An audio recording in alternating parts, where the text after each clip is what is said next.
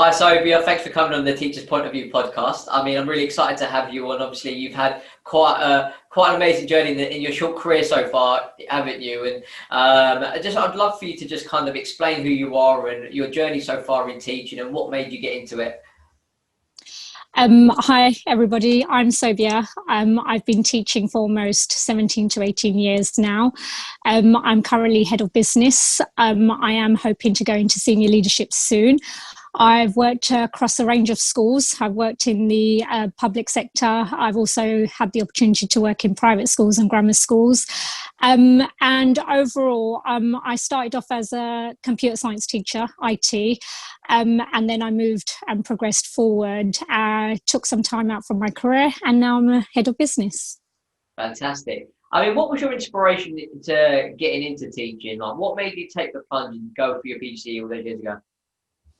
Well, when I was studying, I felt that I wasn't supported in the best way that I possibly could have been supported. And I think that kind of influenced my decision to go into education, especially coming from the background that I came from. I came from an ethnic minority background. I'm Pakistani. So for me, it was it wasn't the experience that I thought I would have. So when I went to university, I felt that I wanted to make a difference in other people's lives rather than just go on to the normal investment banking corporate sector industry. Absolutely. I mean, how many of your friends thought you were crazy to go into teaching? Probably, but then I think there comes a time in your life when your values and your mission become larger than who you are as a person. And for me, it's always been purpose driven.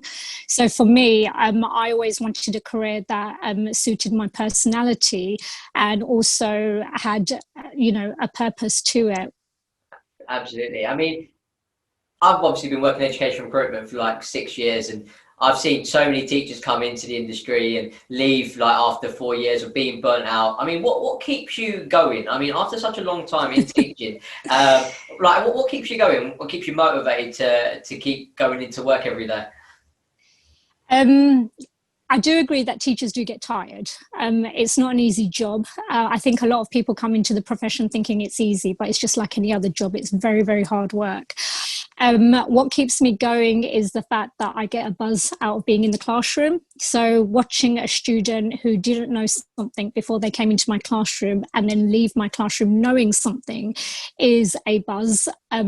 Also, when you're walking down the street, if you're working in your local area, it's always nice to see students, shout out saying, "Hi, miss, how are you? I'm doing this, this, this," and to see them reach great heights is a really good feeling. Yeah. What would you say to those people that think teaching is a job that you work 8:30 to 3:30, go home and have loads of time off over like 13 weeks across the year? What would you say to them? It's a lie. Especially if you're an aspirational teacher where you do take your career seriously, you do end up working long hours. There are some times when you do end up working in excess of overtime or 50 to 60 hours a week. You do end up working on weekends, and you do work during the half term and the holidays. So despite what the media tells you, we do work really hard. Yeah. I mean, you do work really long hours, right? And like, what does it take? Because obviously you've progressed in your career. What does it take to sort of progress in your career and achieve what you've achieved? Um, Number one, being coachable. So taking input from others is something that's really important. Number two, at the same time, not being a pushover, so being strong-minded and believing in what you are teaching and how you're teaching and making sure you're up to date with your research in teaching practices. And also just having that community spirit. No teacher can do anything alone. You have to work collaboratively with other people. There's this saying where it says, in order to raise a child, you need a whole community. And I truly believe that in education, especially within an organization, you have to work with so many other people to make sure that you're giving that child the best opportunity you can so that they thrive.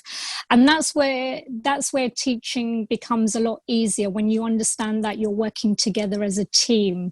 And you want to get to a stage in your career where you're actually thriving, not just surviving, because sometimes it can be quite an isolating job when you're in your classroom all day on your own.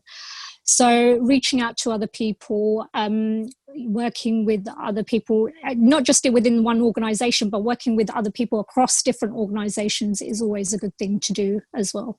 Fantastic. Talk to me about the demographics of the school you currently work in.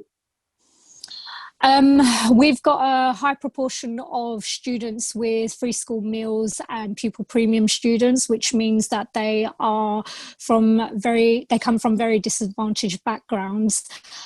However, we don't let that stop them from achieving. We make sure that we have our high expectations because we want our students to be successful. It does kind of make it a bit more difficult to work in than the normal school, because you're having to work extra hard to work with students who don't necessarily have the right support at home. It could be that they don't have access to IT. It could be they don't have great support from parents. There are a number of factors that affect teaching and learning. And when you're working in a school with the background that, with the students of the background that I have, it very does, you have to work with other people to make sure that you're supporting your students properly. Yeah, I mean, these kids obviously are from disadvantaged families, and the last 7 months, how difficult has it been to adapt to everything that's happening? Well, it's been quite hard because obviously we've had to firstly close down schools. We've then had to work remotely, which we've never done before. And that's kind of hard because it's hard to engage students when they're in the classroom, let alone engage them when they're at home with, so many distractions. So that aspect has been hard. It's also been hard for my senior leaders because planning and carrying on with the way that the school operates off-site has been very, very difficult for senior leadership teams as well. Some of our students are from free school meals backgrounds, which means that they need food being taken home to them. So one of my assistant head teacher was regularly going out of his own way to go to their houses to drop off food. I think schools have become a kind of community focal point where we're actually doing a lot more than what is expected of us right now. And the other thing that I would say is that the government have just introduced another guideline saying that we now have to provide remote learning whilst students are back at school. So if a student is isolating, they now have to work at home remotely as well. So we're having to plan, if not double, triple times. We're having to plan more than what we would normally plan to cater for those students as well. So I think realistically, logistically, staff are working in different classrooms. There isn't one classroom because we have to operate in bubbles. I think the exhaustion is real. And I don't think it's just, one or two people. I think at an operational level, the whole school, including senior leadership teams, will be exhausted right now. Amazing. I mean, it's really difficult, isn't it? You're constantly uploading the work. I mean, last year, at the beginning of this year, March, you obviously had to adapt really quickly to teaching online anyway. I'm sure it was pretty much an impossible job because obviously schools only found out when the public found out, right? I mean, you only knew when we were going into lockdown, and I remember speaking to some senior leaders earlier this week, and they were sort of talking about they literally were watching it on the news with everybody while everybody else was watching it in the news, and it's about like, oh no, this is actually happening. What do we do? Yeah, I think it becomes difficult because obviously government are making all these changes and they're introducing all these guidelines. I think there was this one point between, I think, March and May, they had made 42 updates to documents that senior leaders were supposed to be following. And it does become difficult then because we don't actually hear firsthand what's going on. We find out from the media as well what's going on. So it does become a bit difficult when, you do have lots lots of changes taking place, and we're having to adapt within those frameworks that we're supposed to be working in. I think expectations do become a bit unreasonable. However, I think the reason why staff would go above and beyond is not because of what the government's saying or any guidelines. It's because they genuinely believe in their students. I don't think there's any staff member who has come into the profession wanting to be in it for themselves. We have a primary focus, and our primary focus is making sure that our students are well looked after. Yeah, absolutely. It's remarkable the work that teachers are doing at the moment. It's but as a head of department, like how difficult was it to implement all of your curriculum to be able to deliver it online and make sure that the kids are sort of meeting the curriculum sort of deadlines, you know? I mean, like you need them to be at certain points in the course of the year so they're learning right and progressing. And how difficult is that to keep on top of? It is really difficult. It depends on the culture of the school and the environment you're in. You do need a lot of support when you're working remotely. So, for example, I was in touch with my line manager continuously to make sure that we were, making sure our students got the best possible education. I was rewriting schemes of work, and I was working long hours to make sure all the resources were in place for my students. As well as that, I think it becomes more difficult when you are working in a disadvantaged area, because we had a lot of students who didn't have access to ICT facilities, and they didn't have access to areas where they can study independently on their own. It could be that they're living in households where siblings are sharing laptops, so there's more than one person using a laptop at the same time. I think in circumstances like this, empathy is really important, and rather than focus on hardcore deadlines, what we had to focus on was making sure that we were continuing education to the best of our ability. Where students didn't have laptops, we had to photocopy resources and send hard copies home. So I think it comes from an operational and strategic way of thinking, where you've got to look at what circumstance you've been placed in, and you've got to adapt to those circumstances. There are students who I am now dealing with who didn't take to remote learning very well, who didn't have access to computers at home, or for whatever reason, whatever their personal circumstances were, whether their parents were affected, their families were affected, whatever's happened, we now have to carry on regardless. And I think we're still working hard, because now they've got exams to sit this year, and there's a discrepancy between what students have learned and should have learned. So it's kind of like we're now having to make sure that we fill in the gaps. So we've got a recovery curriculum to make sure that we're helping support our students and making sure that we've got the right intervention in place to make sure that they can still be successful this summer.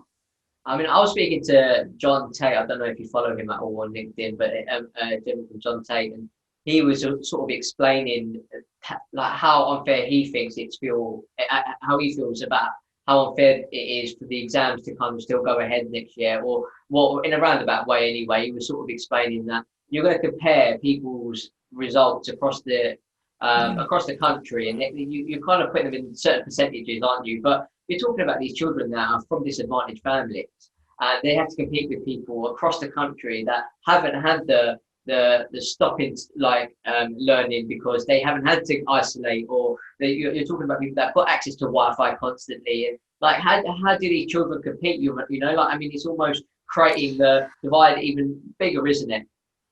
Yeah, it's very difficult, because obviously there are different levels of access and resources, and I think there's always been that underlying divide. I think COVID has just highlighted how enormous that gap was. I think as teachers, we can only do the best with the circumstances we've been given. With regards to what's happening in society, I think we can control it to some extent, in terms of we've got a recovery curriculum, we can help close the gaps where we can.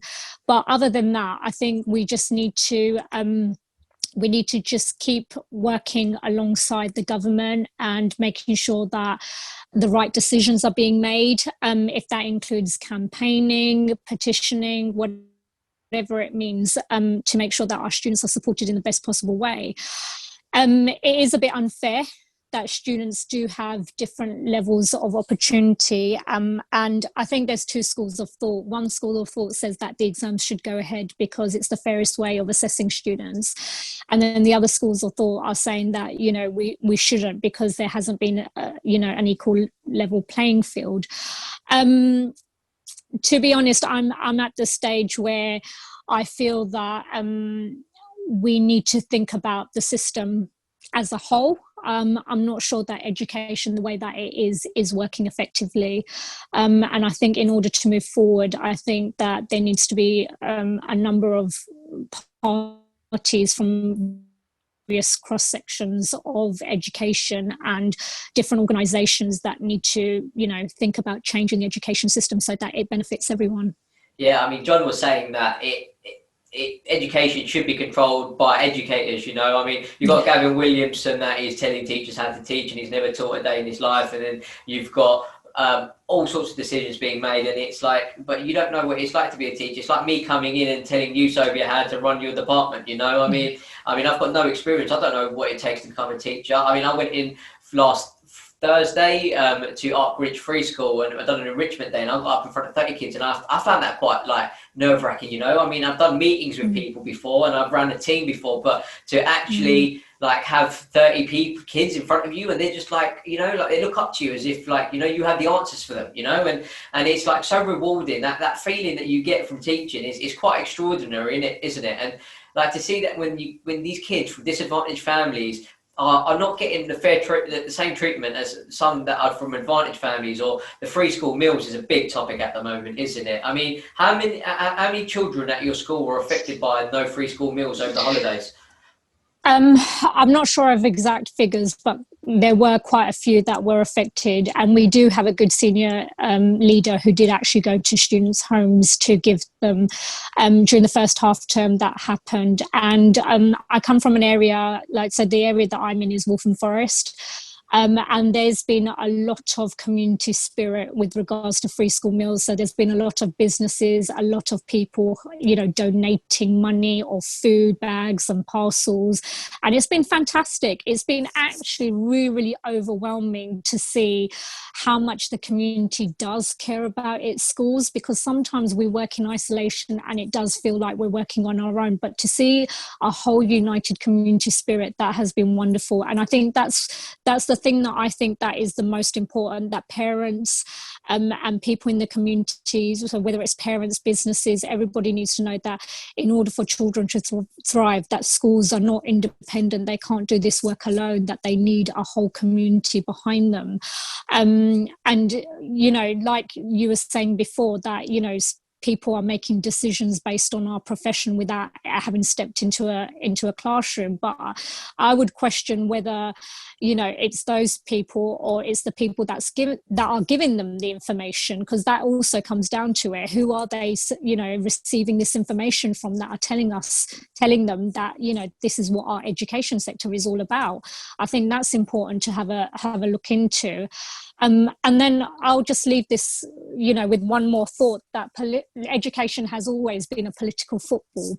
And that's because of the fact that, you know, parents should be able to have the right to choose where to send their children. And I think as long as you've got other factors that are affecting education, I don't think it's going to change anytime soon.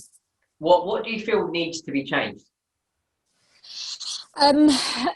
I would think that I would like every child to have an equal opportunity, regardless of the background that they've come from. So rather than just having exams-based qualifications, which is the academic route which we all seem to be going down these days, I would like to go down a more project-based learning route.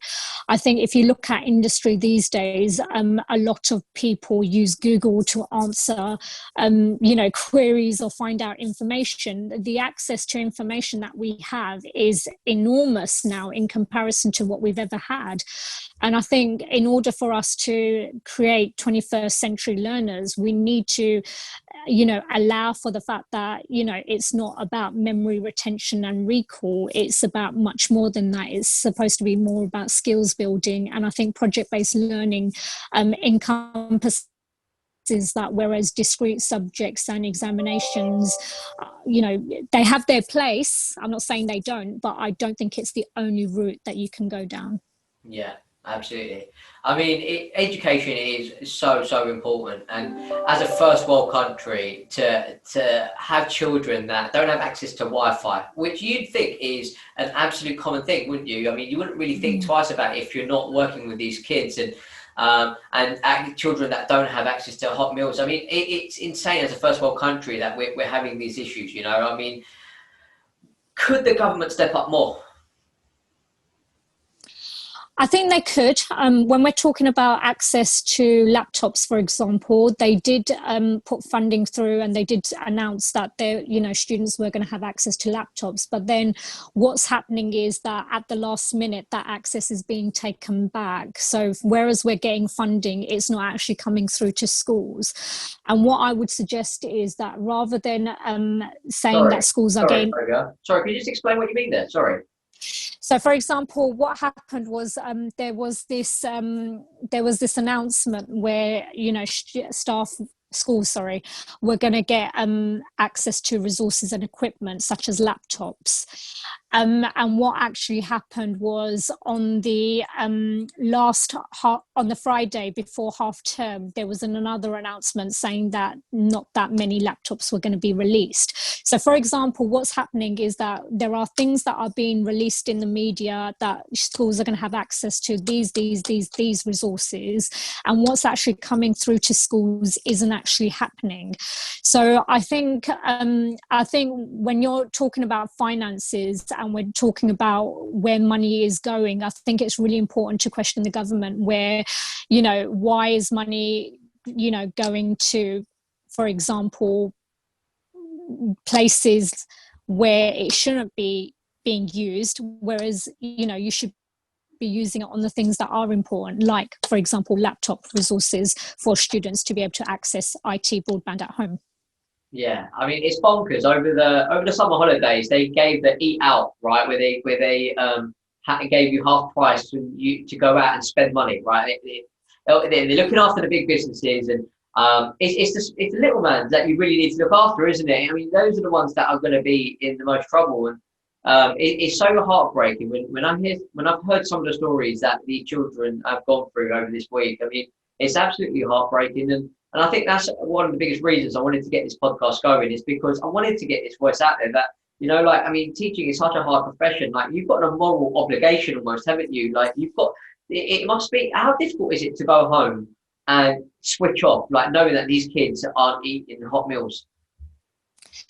It's not easy to switch off as a teacher. In 17 years, I don't think I have switched off from my career. I do campaign.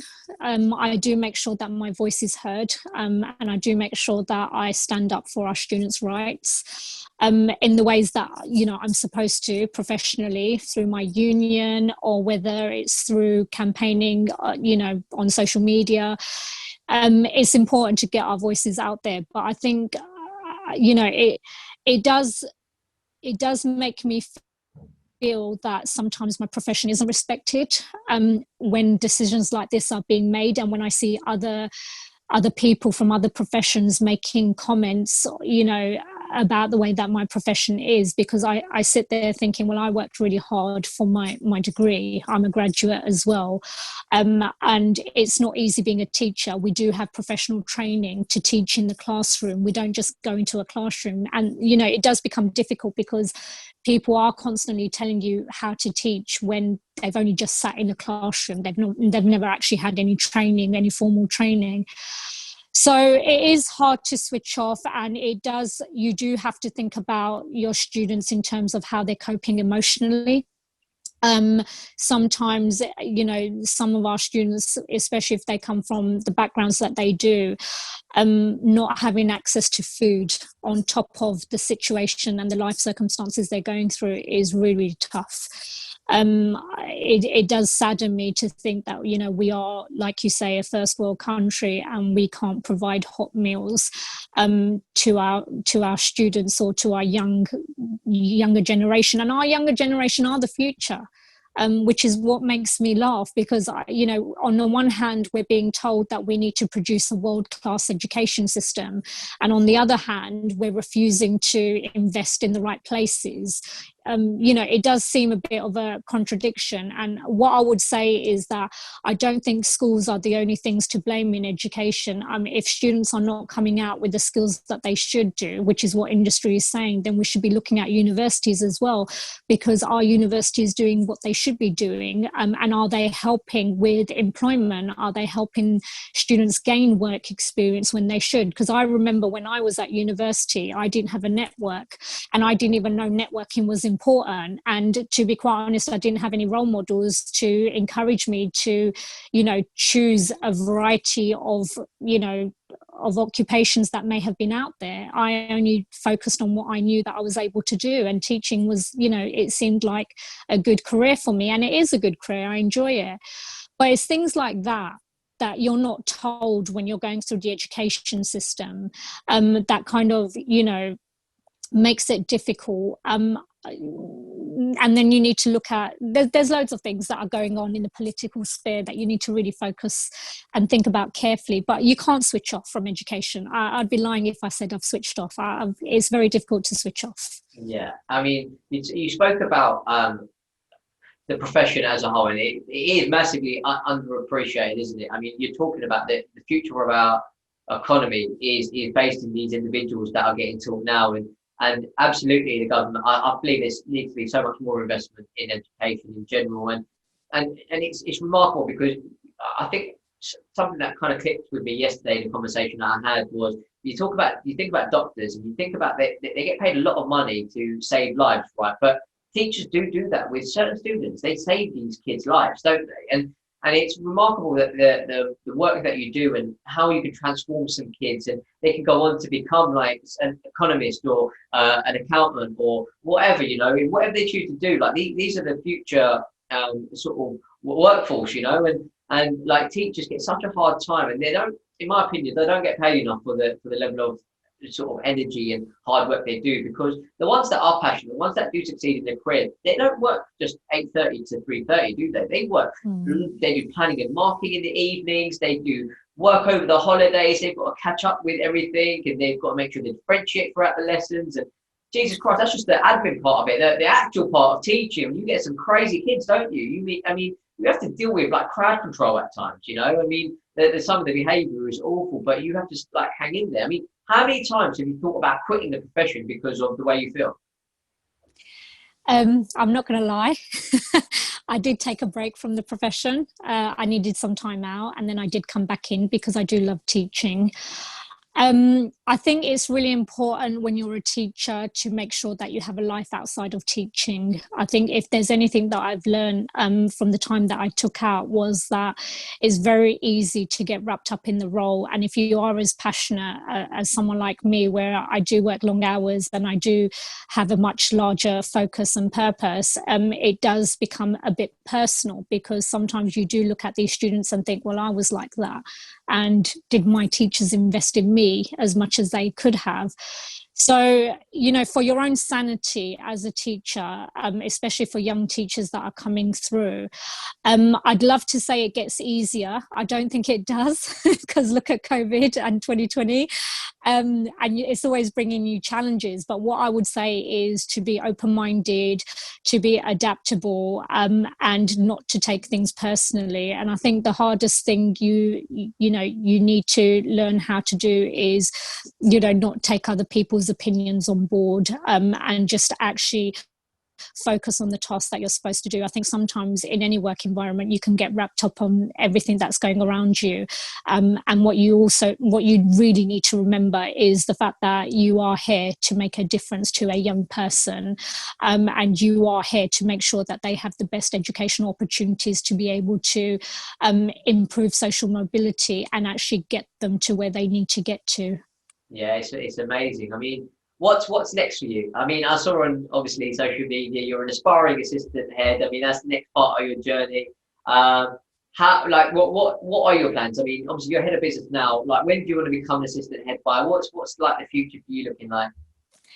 I am hoping to go further. Obviously, I'm at the stage of my career where I do think that I can think strategically, and I do want to be involved in those strategic decisions. I think for me, it's more of a case of making sure that the culture and the team that I'm working in is the right fit. I think as a young teacher, for any young teacher coming through, it's really important to think about the environment that you're working in, because it does make a difference. If you're working, for example, in a disadvantaged school like I am, it's really important to have good friendships with other staff, because you need to make sure that you're working to the best of your ability, but at the same time, you're getting the results that you should be getting, but at the same time you have a life outside of school. So I think for me, culture is really important, and I think making sure you're working within the right senior leadership team is really important. I think these are all decisions that I have to think about before I make my next step. Absolutely fantastic. One of the things I did want to ask you, and if you're comfortable to speak about it, I think with everything that's gone on this year, I mean, there's obviously with the Black Lives Matter movement, and you've got obviously there is a lot of sort of women that are sort of speaking about like the sort of disadvantages they have compared to men. I mean, as an ethnic minority woman, like, do you feel you've had extra challenges because of who you are? I'd say it depends on the environment. There have been some organisations that I've worked in which have been fantastic, and I've really enjoyed working with them. And then there have been some organisations that I've worked in where I feel like it has hindered me. And I think that comes down to culture, essentially. So I think for me, I wouldn't let anyone or anything hold me back. I think I'm more than capable of doing a good job. And if I was in an environment where I felt that I was being made to feel in that way, then it would be my professional responsibility to speak out and speak up for myself. Awesome. Like, obviously, you said that you wanted to go into an assistant head role. Like, what kind of responsibilities what part of the SLT team would you want to be a part of? Like, do you have a route in mind? Yeah, I like the operational side of things. So things like, it could be timetabling, it could be teaching and learning curriculum. To be quite honest, I'm quite lucky. I've had a lot of experience in lots of different things, and I've got a varied experience and background. So I'm very grateful to my mentors, because I've had some really good mentors in the past, and because of that mentorship, which is really important to have in education, I feel that whichever role that came across, I would take it on as a challenge, and I would try my best regardless. Amazing. I mean, like, for anyone that is doing their PCE at the moment, how difficult is it, do you think, for them to try to get through this year? Surely, like, we've had the worst of it, haven't we? I'm not sure. Normally, I would say yes, but seeing how things have progressed in 2020, my advice for people who are coming into teaching or who are thinking about coming into teaching is that it's not an easy route. It is going to take hard work, but as long as you are there for the sake of the students, to make a difference, because you enjoy being in the classroom, you enjoy delivering your subject knowledge, as long as there are things that you really, really enjoy and are passionate about, just like any other career, you will be able to succeed and excel. Fantastic. And why should graduate, obviously, when you go to university, you do your degree, you don't necessarily think, oh, I'm going to go get a degree and then go into teaching. Like, why is it so much more important that people, like, why is it that much more important now that people are going into teaching? And why is it that much more important that we need teachers in the industry? I think from my own experience, I went into education because I came from a low-income background, and I wanted to make sure that I gave the same opportunities that I had to young people, because it was my teachers that brought me out of poverty, and I guess I wanted to do the same for other students. Did I know that I was going to be a teacher when I was at university? No, I didn't. I probably would have chosen a different subject. But for me, I remember I was working for the Treasury at the time, and I was in my office, and I remember thinking, right, I really want to do something that has purpose and that has meaning, and I want to make a difference to young people's lives. And teaching was the only career that allowed me to do that. And so, if you're going to university with the sole intent of you want to go into teaching, I'd say go for it. Even if you come from a STEM background, especially, for example, if you come from a STEM background, because right now science, technology, engineering and maths are the fields that we actually need a lot of teachers in. Because that's what our economy is built on, and that's where our focus should be. And I remember when I was at school, I started off with, a not so good teacher when I was in year 7 in science. And I remember getting E's, and I used to sit there thinking, oh my God, I've never failed a subject in my life.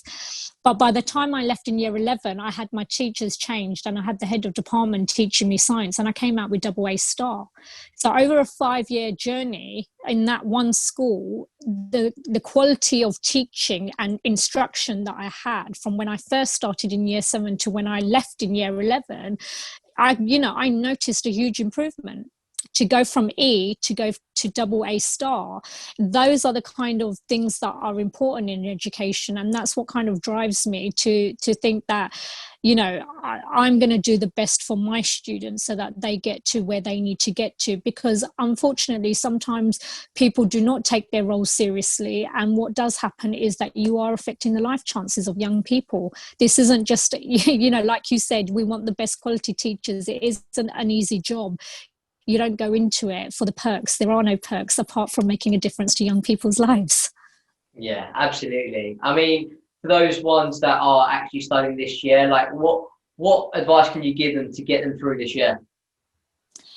I would say make sure you listen to your teacher's instructions, make sure you revise properly, make sure you make the most of all the resources and other facilities that are out there. So, for example, the websites and revision sites, there's so many different organizations giving away free resources right now. Do whatever you need to help you, get on to the next step. And that's what's important. Whether it's going to college, whether it's going to university, whether it's, going into a job or an apprenticeship, I think it's really important to really just focus this year. It's only what, 6 months left. Just focus on what you need to do to get onto the next step, and you should be fine. Realistically, it's only the year 11s that are currently affected, because the previous year 11s were affected. This year's current year 11s are affected. I think the other year groups have come back. In my school, for example, they've come back in a more mature way, and I do feel like that they do realise the seriousness, and it's good to see how they've adapted, because that's what's really important, knowing that our children are resilient and they can adapt to different circumstances. And they can do it. If you put your mind to something, you can achieve. Yeah, absolutely. I mean, that's great advice for anyone that's kind of going into teaching or doing the PT at the moment. I mean, it's just about kind of taking it in your stride, isn't it, and knowing what the purpose is that you're sort of going into teaching, which is to obviously make a difference in these kids' lives. And I mean, the future of our economy depends on it, and that's a big part of why I want to create this podcast, is to create awareness and hopefully get more people in the industry, but more than anything, get some recognition for the hard work teachers have been doing over the last 7 months, and how important you are to the future of our economy, and obviously thank you so much for all your efforts this year. Okay. And obviously coming on the podcast. I mean, thank you. Just before we go, is there anything that you want to kind of get off your chest, or anything you want to say? The only thing I will say is that I am very, very proud of my profession. The way that everyone has come together during COVID, the way that, people have been reaching out to others, whether it's on social media, LinkedIn, campaigning, going around students' houses to give free food, the community helping out. Everything that has happened has made me proud to be a teacher, to be able to see everyone working together to pull together. It has been a big revelation, and I think that senior leadership teams need to take that on board, that when you take a collaborative approach in a school or an organisation, I think the results and the things that you get are much, much higher in return. Absolutely. And this is to all the teachers that are listening out there. I mean, we thank you so much for all the hard work you're doing for our country, and sort of like putting your lives at risk every day on the front line, and sort of going there and teaching these kids and being there for them, because it's not just about the teaching. It's for some of these kids, it's about the safe place they have at school, isn't it? And obviously thank you so much for all the hard work you're doing. And Sobia, thank you so much for coming on. That's okay. It was nice to be on. Thank you. No worries.